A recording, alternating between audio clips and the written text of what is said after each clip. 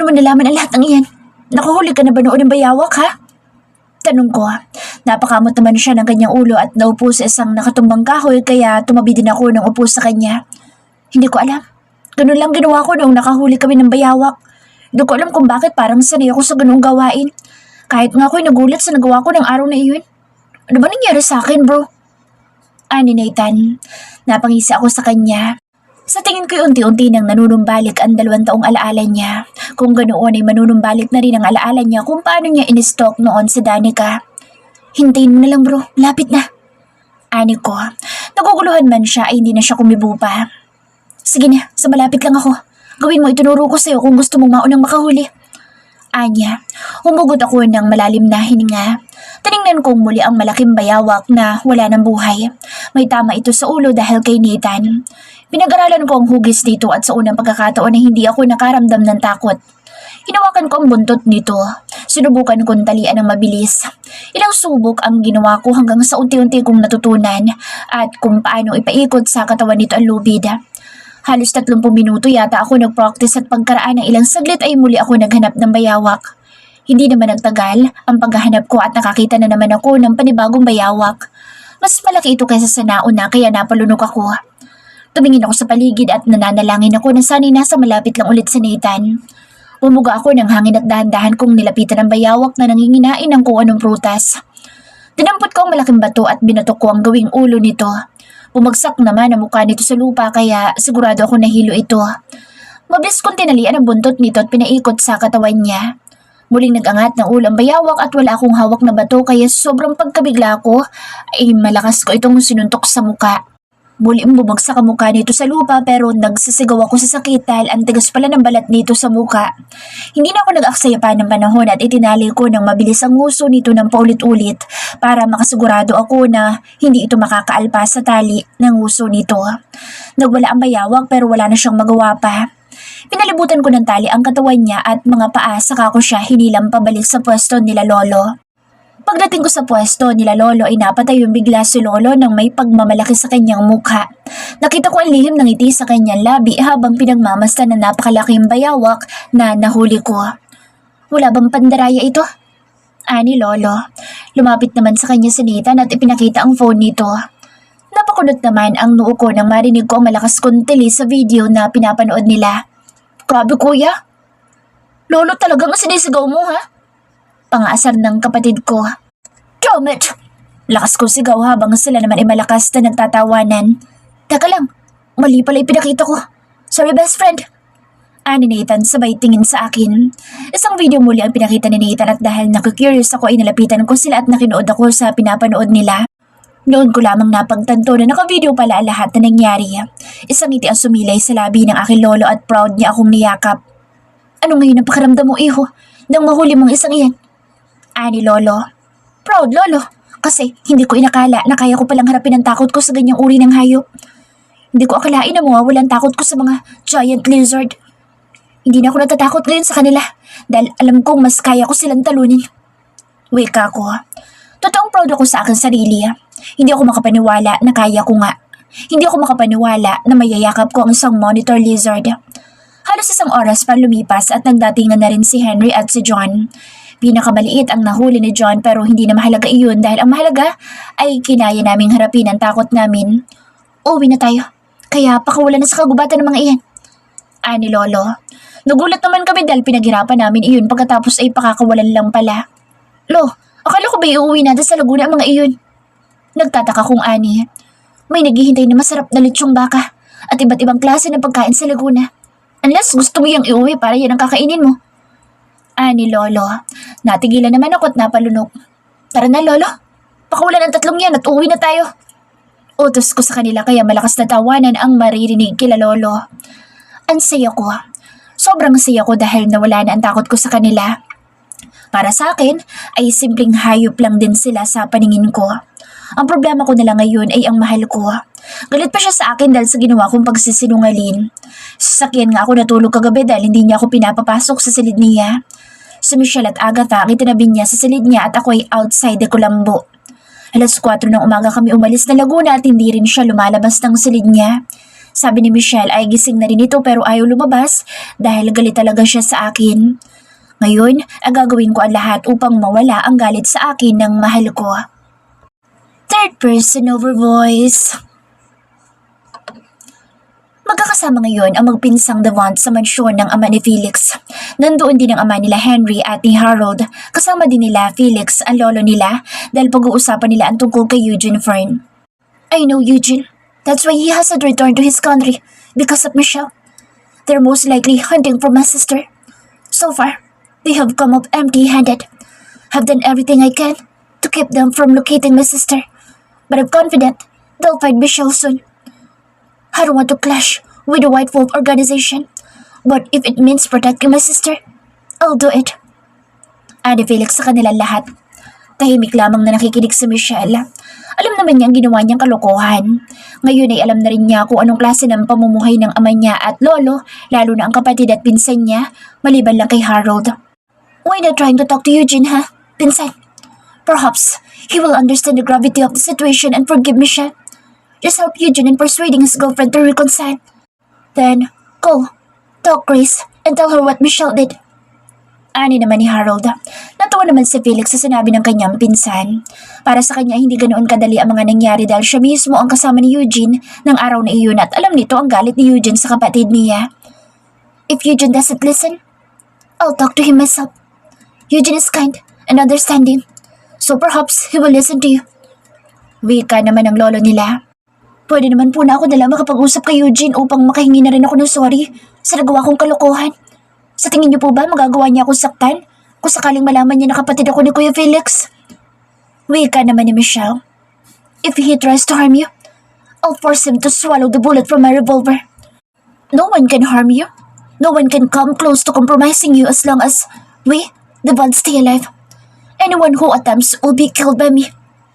Galit na ani Felix. Natahimik ang lahat. Si Michelle naman ay napayuko dahil alam niyang siya ang may gawa ngayon ng gulong haharapin ng kapatid niya. Huwag ka na mag-alala, Apo. Kayang lutasin niya ng kuya mo. Tutulungan siya ng mga pinsan mo para matapos ng gulong ka na sasangkutan mo. Ani naman ang lolo nila. Hindi na kumibo pa si Michelle. Nakahawak na siya ngayon sa black card na ibinigay sa kanya ng kapatid niyang si Felix. Pwede po ba kaming pumunta ng mall ni Agatha? Gusto ko lang po sanang mamili ng ilang gamit namin para naman hindi kami alangan kapag kasama namin kayo. Ani Michelle. Mabilis naman tumayo ang tatlong magpipinsan. Nangunguna si Felix na tumakbo sa ikalawang palapag, kasunod ang dalawa pang pinsan ni Michelle. Nagkatingin na naman si Agatha at Michelle dahil naguguluhan sila sa tatlo.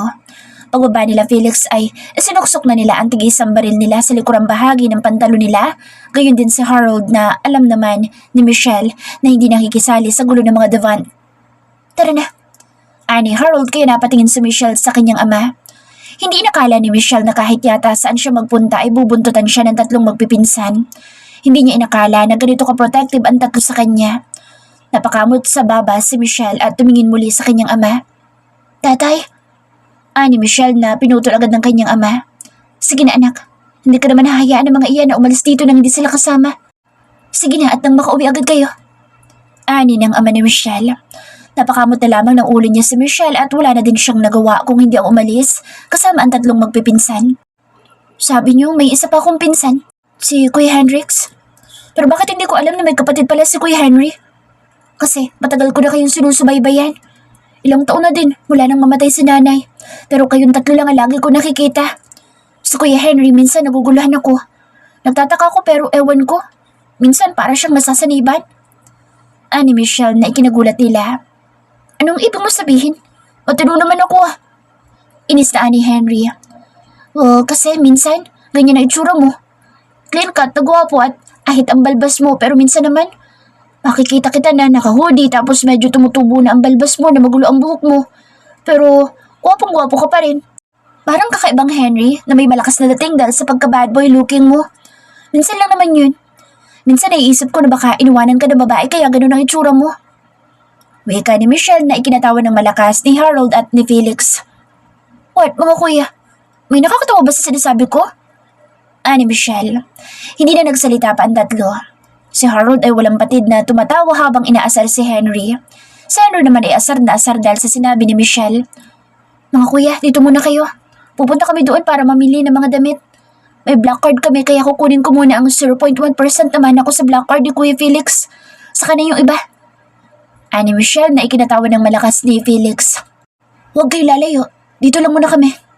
Ani Felix at tumango naman ang dalawa. Kinuha ni Felix ang kanyang telepono at tinawagan ng mga kaibigan niya. Ipinaalam niya sa mga ito na nandito sila ngayon sa loob ng mall na pag-aari ng mga Antonetti. Alam ni Felix na anumang oras ay magdadatingan na ang mga kaibigan nila.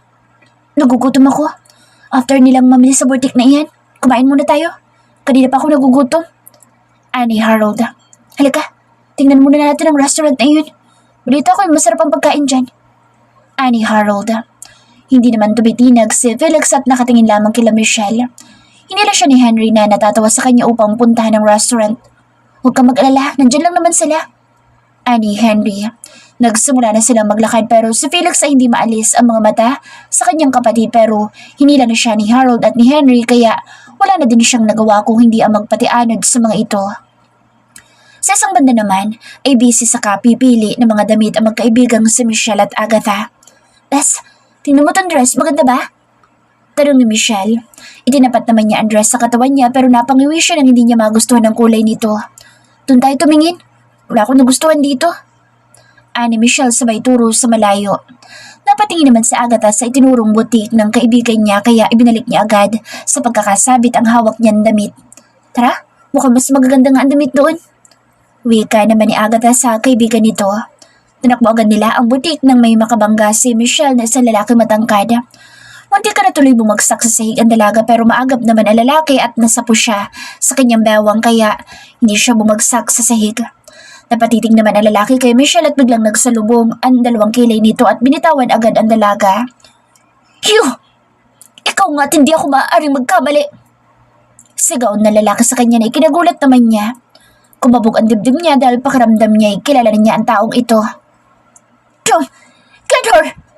Sigaw ni Eugene at mabilis namang kumilos ang mga kalalakihan at tinawakan agad sa magkabilang braso si Michelle. Mabilis namang kumilos si Agatha at tig-isang flying kick ang ibinigay niya sa dalawang lalaki na nakahawa kay Michelle. Kaya nabitawan nila ang dalaga. Takbo, bes! Sigaw ni Agatha pero pagtalikod nila upang tumakbo'y malalaking kalalakihan ang bumuluga sa kanila na hinarangan agad sila. Galit na lumapit naman si Eugene at hinablot si Michelle sa braso nito. Found you! Akala mo siguro matatakasan mo ako ha? Galit na ani Eugene at kinaladkad si Michelle at si Agatha palabas ng mall. Kuya! Tulungan mo kami, kuya! Malakas na sigaw ni Michelle dahil nakakaramdam na siya ng takot lalo pa sa mga naririnig niyang kayang gawin ng isang Eugene firm. Nabigla lahat lalo na si Eugene nang makarinig sila ng pagkasa ng mga baril sa buong paligid nila.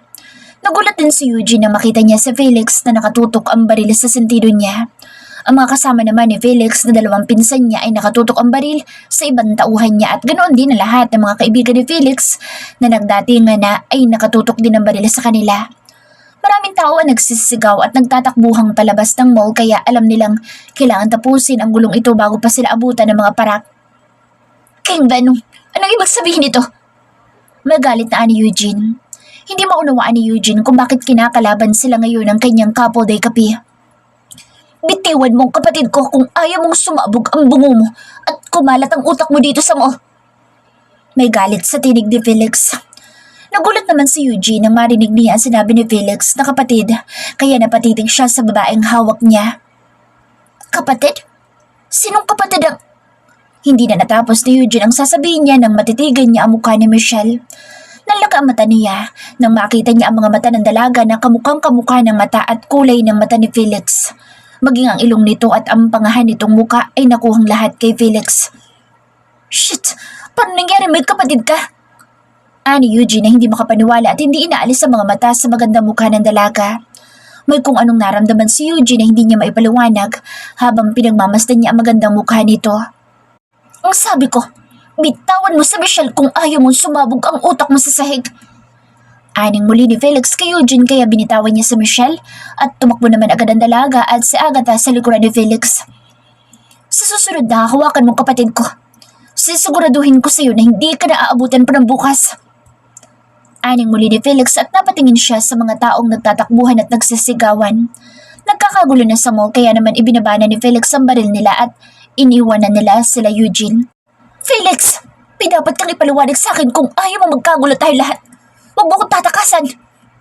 Malakas na sigaw ni Eugene pero hindi na ito pinansin pa nila Felix at tuluyan na sila lumabas ng mall. Okay ka lang ba? Sinaktan ka ba ng gagong iyon? Ani ng tatlo pagkasakay nila ng sakyan. Umiling lamang si Michelle pero hindi na niya napigilan pa ang pagluha dahil aminin niyang sa unang pagkakataon ay nakaramdam siya ng takot sa lalaking iyon. Sa unang pagkakataon ay naramdaman din niya ang pagtibok ng puso niya nang hinawakan siya ni Eugene na iyon. Niyakap naman agad ni Felix ang kanyang kapatid. Matinding galit ngayon ang nararamdaman niya para kay Eugene. Papatayin ko ang demonyong iyon. Hindi ko mapapalagpas ang ginawa niya sa'yo. Galit na ani Felix. Kuya, tama na. Ayokong masira kayo ng dahil sa akin. Gusto ko siyang kausapin upang personal na humingi ng tawad sa kasalanan ko. Balibalik na rin man natin ang pangyayari, ako pa rin may kasalanan na lahat. Dahil sa akin ay iniwanan siya ng mapapangasawa niya. Sana'y matulungan niyo ako na makausap ko lalaking yun. Please mga kuya, kahit ngayon lay pagbigyan niyo ako. Gusto kong ayusin ang gulong na gawa ko. Ani Michelle sa mga ito. Natahimik naman ang tatlo. Hindi sila makakibusa sinabi ni Michelle sa kanila. Si Felix lang makakapagpasya tungkol dyan dahil siya ang leader ng mga leader. Hawak niya sila Eugene at si Felix lang maaari makapag-usap sa mga ito upang mag-set ng isang papupulong. Ani Henry. Napatingin naman si Michelle sa kapatid niya. Hindi nawawala sa mukha ni Felix ang matinding galit sa inabutan niya kanina. Para sa kanya isang malaking kasalanan ang kantiin ng kanyang kapatid. Please kuya, kasalanan ko naman talaga lahat ng ito. Pangako, magbabago na kami ni Agatha at hindi na namin gagawin ang dati namin mga gawain. Ani Michelle sa kanyang kapatid. Humugot ng malalim na paghinga si Felix at tinitigan si Henry. Tingnan mo kung nandoon pa sila. Sabihin mo sa kanyang sumunod sa opisina ko ngayon din. Ani Felix. Hindi naman nag-atubili si Henry at mabilis na siyang umibis ng sasakyan at tinakbo ang loob ng mall. Gagawin ko lang ito para sa'yo. Pero kung ako masusunod, uubusin ko ang lahi ng mga friend. Ani Felix. Ang bad mo talaga kuya. Ako nga may kasalanan kaya nagagalit yung tao. Ikaw man ang iwanan ng babaeng mahal mo sa harapan ng simbahan dahil sa kalokohang ginawa ko. Papapatawad mo ba ako ha? Ani Michelle sa kanyang kapatid. Hindi naman agad nakakibo si Felix dahil may punto ang kanyang kapatid.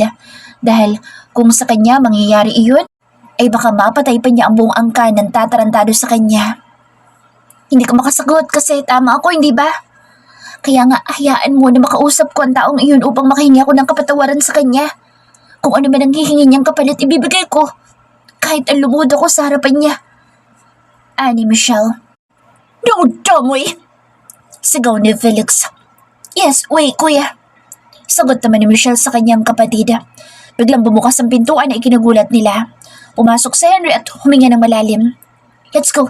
At doon na sila papunta ngayon. Ani Henry. Tumingin si Michelle sa kanyang kapatid.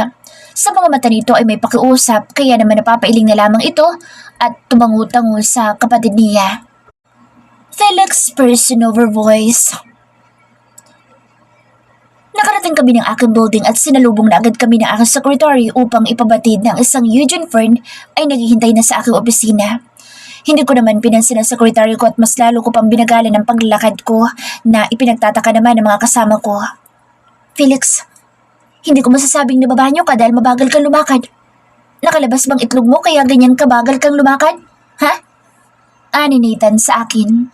Malakas na tawa naman ang nanggaling kay Agatha at lalo na sa maldita kong kapatid na si Michelle. Kago ka, Nathan. Masaging kong itlog mo, gusto mo?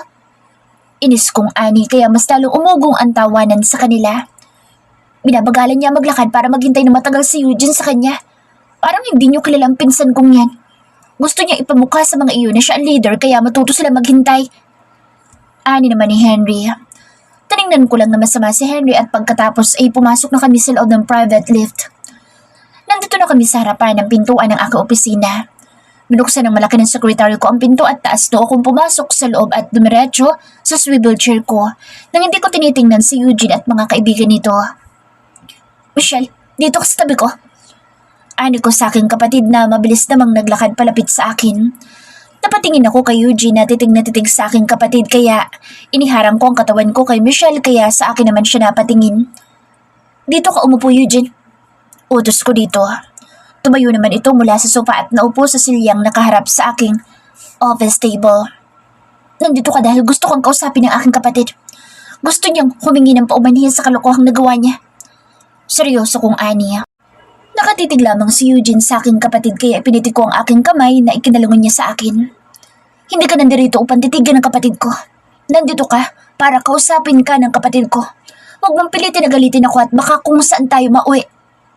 Ano ko sa kanya. Hindi naman siya kumibo at sinabihan ko na agad ang kapatid ko na maupo sa swivel chair ko at magsimulang magsalita. Sorry. Ani ng kapatid ko kaya napatingin ako sa kanya. Yun lang masasabihin niya.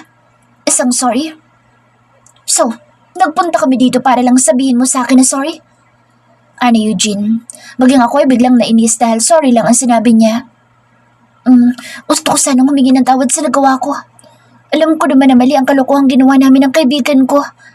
Galit kasi kami sa mundo dahil pareho kaming itinakwil ng aming mga ama. Kahit na nasa sinapupunan pa lang kami.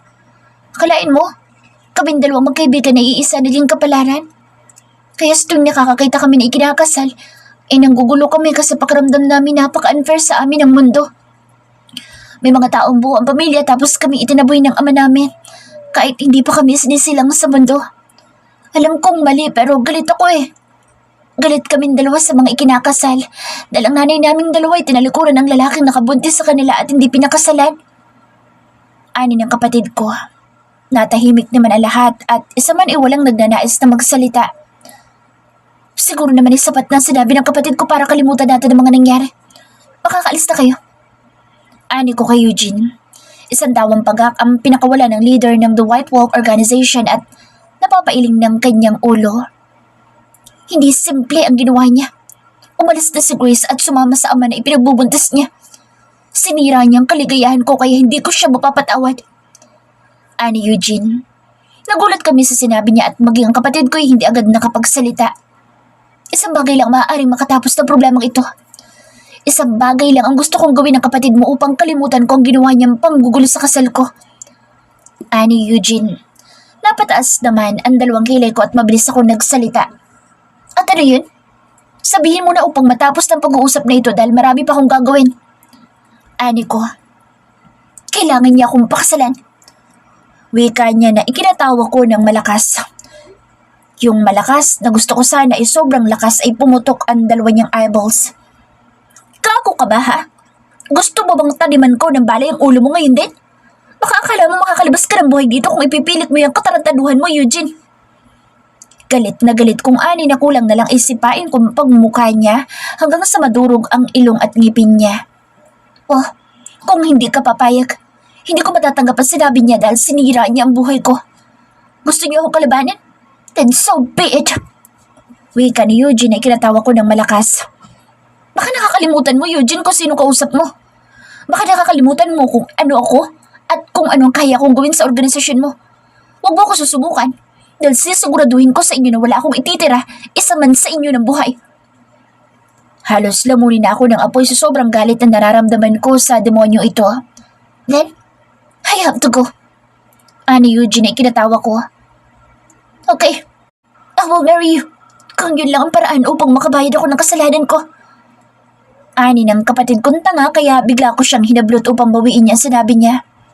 Kuya, nasa edad na ako at alam ko na ginagawa ko. Kung ito ang gusto niya, ito ang gagawin ko. Ani ng kapatid ko. No! Malakas na sigaw namin nila Henry at Harold. Hindi kami papayag. Babangasan ko mukha mong demonyo ka kapag hindi ka pa umalis dito. Layas! Matantado kayo! Malakas na sigaw ni Harold. Narinig niyo sinabi ni Harold, magsilayas kayo! Malakas na sigaw naman ni Henry. Nag-aalab na ang tingin ko kay Eugene at anumang oras ay maaari na akong sumabog. Pwede bang magsitahimik kayong lahat? Malakas na sigaw ng kapatid ko. Tinitigan ko si Michelle ng masama dahil hindi ko gusto ang mga naririnig ko sa kanya. Hindi ako makapapayag na pakasalan niya ang tarantadong si Eugene. Mga kuya, hayaan niyo ako sa desisyon ko. Kasalanan ko naman ito kaya nagkakaganito kayong lahat. Kung ang pakasalan ko siya, magiging kapalit ng katahimikang ito, fine. Pakakasalan ko siya. Ani ng kapatid ko. Natawa na lamang ako sa sinabi ng kapatid ko. Hindi niya nauunawaan ang lahat dahil napakabata pa niya. Umalis ka na, Eugene, habang nakapagtitimpi pa ako. Ayokong dito sumambulat ang utak mo sa opisina ko. Nagigil kong ani sa kanya. Tumayo si Eugene at sinanya sa mga tauhan niya. Nakikita ko sa mga tauhan niya at mga kaibigan niya ang pangamba sa mga mata nila. Kinakalaban ako ng leader nila at hindi ako magdadalawang isip na ipakita sa kanila kung ano ang kayang gawin ng isang Felix Devon, ang King Venom nilang lahat. Palabas na sana si Eugene ng aking opisina nang muli ito magsalita. Hindi ako natatakot sa maaari mong gawin, King Venom. Nasa sa kapatid mo na iyon kung kakayanin ba ng konsensya niya na may mga tao mapapahamak ng dahil sa kanya. Isa lang ang pwede mangyari. Mauubos mo kami lahat at mabuhay naman ang kapatid mo sa malaking guilt. Napapasanin niya sa kanyang balikat habang siya'y nabubuhay. Ani Eugene. Labas! Malakas na sigaw ni Harold. Eugene! Tawag naman ang kapatid ko kaya hinablot ko sa Michelle dahil kanina pa ako nagtitimpi sa kanya. Napahinto naman si Eugene sa akmang paglabas nila. Humarap siya sa amin pero kay Michelle siya nakatingin. Hintayin matawag sa'yo ni Kuya Felix. Sisiguraduhin ko sa'yo na may kakasal tayo sa lalong madaling panahon. Ani ng kapatid ko. Sa sobrang galit ko, kinuha ko ang aking baril at mabilis ko itong itinutok kay Eugene. Stop it, Kuya! Malakas na sigaw ni Michelle at tumakbo itong palapit kay Eugene at iniharang niya ang katawan niya. Ang mga kaibigan at tauhan naman ni Eugene ay naglabas din ng baril at ganoon din ang mga kaibigan ko kaya kanya-kanya na nantutok ng baril sa isa't isa. Umalis ka dyan, Michelle! Hindi na ako natutuwa sa mga ginagawa mo! Galit kong ani sa kapatid ko. Makinig ka sa akin, Kuya. Kasal lang sa papel ang mamamagitan sa aming dalawa at yun naman magiging kondisyon ko. Wala mangyayari sa aming dalawa. Gusto niya ng kasal? Pues yun ang ibibigay ko sa kanya. Kapag pinilit niyang gawin ang gusto niya sa akin, ako mismo magtatanim ng bala sa kanyang ulo. Ani ng kapatid ko. Walang problema sa akin yan. Ani naman ni Eugene. Hindi pa rin ako kumbinsido. Hindi ko gusto ang planong ito at maging ang ama namin ay sigurado akong tututulan ang lahat ng ito. Umalis ka dyan, Michelle. Hayaan mong pasabugin kong utak ng gagong iyan. Galit kong ani. Kuya Felix, makinig ka nga sa akin. Mag-uusap tayo lahat. Hayaan mo na silang makaalis at mag-uusap tayo nila tatay at nila kuya. Please, Kuya Felix. Anya. Unti-unti kong ibinaba ang aking baril at ganoon din ang lahat ng tao sa loob ng silid na ito. Umalis ka na, Eugene, bago pa magdilim ang paningin ko. Galit kong ani. Mabilis naman silang umalis at pagkasara ng pintuan ay malakas kong inihagi sa kung saan ang bawat padampot kong gamit. Malakas na dili naman ang maririnig kay Michelle at Agatha pero hindi ko sila pinapansin dahil galit na galit ako sa walang habas na pagdedesisyon ni Michelle. Tama na yan, bro. Tinatakot mo ang kapatid mo. Ani Henry. Matalim kong tinignan ang kapatid ko habang umiiyak na ito. Lumapit naman sa kanya si Harold at mahigpit na itong niyakap. Makinig kayo sa akin. Pakakasalan ko si Eugene pero may kondisyon ako sa kanya na walang mangyayari sa amin. After ng 1 year, magpa-file naman ako ng divorce. Kuya, ginagawa ko lang ito dahil ako ang punot dulo ng gulong ito. Ako may kasalanan kung bakit nawala sa kanya ang kasintahan niya. Promise, Kuya. After 1 year, makikipag-divorce na ako sa kanya at babalik ako sa inyo. Hindi naman ako malalayo dahil kung pakakasalan niya ako, kalakat ng kasunduan ay mananatili ako dito sa Pilipinas. Hindi ako sasama sa bansa niya. Kaya please, umuwi muna tayo, kausapin natin si tatay. Gusto kong maunawaan nila ang lahat ng ito. Alam ko maintindihan nila ako at sana ay maintindihan niyo rin ako. Pero Michelle, napakabata mo pa. Katutuntong mo pa lang ng 18 at si Eugene 26 years old na. Sa tingin mo ba madali lang ang hinihiling mo ngayon, ha? Ngayon ka pa lang namin nakakasama pagkatapos ikakasal ka na agad? Hindi ako papayag. Kung kinakailangan kong ubusin ng White Wolf Organization na iyan, ay gagawin ko. Huwag ka lang maikasal sa tanatadong Eugene na iyon. Naintindihan mo ba ako, ha? Hindi ako makapapayag na ikasal ka sa lalaking iyon. Wika ako sa kanya at pilit kong pinaglalabanan ng galit na nararamdaman ko. Tama ang kuya mo, Michelle.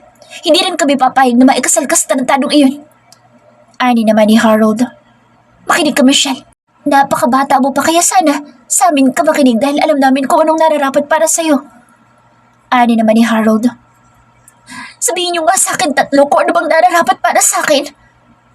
Matalas na sagot sa amin ni Michelle. Umayos ka, Michelle. Hindi ko nagugustuhan ang tabas na dila mo. Ani ko sa kanya. Sorry, ayaw niyo naman kasi akong pakinggan. Umuwi muna tayo at kakausapin natin sa tatay. Kapag sinabi ni tatay na hindi siya pumapayag sa sasabihin ko sa kanya, yun ang masusunod. Anya, napapailing na lamang kami sa kapatid kong ito. Ang mga kaibigan ko naman ay tahimik lamang at hindi nakikialam. Nakamasid lamang sila at nakikinig. Sige na mga kuya, tara na. Umuwi na tayo para makausap natin si tatay. Anya, hindi na kami kumabo. Nagkatingin na lamang kami magpipinsan at wala na rin kaming nagawa kung hindi ang umalis ng aking opisina at pumunta sa mansyon ng aming ama.